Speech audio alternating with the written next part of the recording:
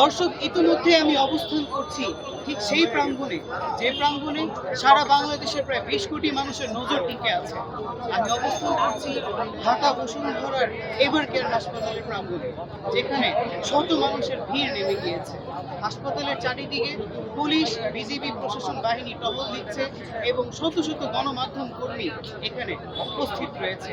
তারই সাথে রয়েছে বিভিন্ন জেলা উপজেলা থেকে আগত দর্শক, যারা এখানে অপেক্ষা করছে কখন তাদের দেশনেত্রী সুস্থ হয়ে দাঁড়াবে। এরকমই সুখবর শোনার জন্য তারা সরেজমিনে উপস্থিত হয়ে এখানে দাঁড়িয়ে আছে। কেউ কেউ এখানে ক্রন্দন করছে, কেউ কেউ এখানে দাঁড়িয়ে দোয়া করছে।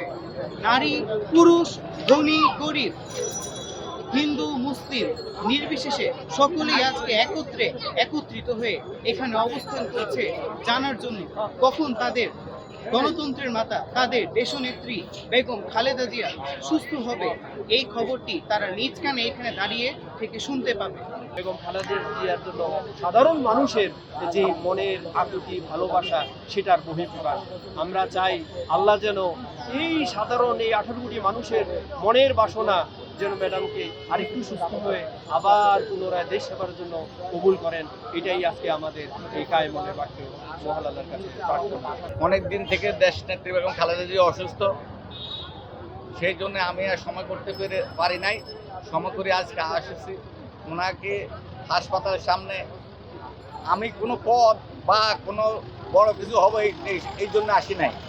আমি শহীদ রাষ্ট্রপতি জিয়া রহমানকে দেখার পরে আমি ওই 1979 সাল থেকে বিএনপিকে ভালোবাসতাম। বিএনপিকে ভালোবাসার পরে আমি দেশনেত্রী শহীদ রাষ্ট্রপতি জিয়া রহমান মারা যাওয়ার পরে দেশনেত্রী বেগম খালেদা জিয়া হাল ধরেছেন। ওই থেকে ওনার আমি 30শে মে অনেকবার জিয়া রহমানের মৃত্যুবার্ষিকীতে ওনাকে একদম কাছের থেকে দেখছি। ঈদের দিন মিন্টু রোডে আমি ওনার বাসায় গেছি, মিষ্টি খেয়েছি।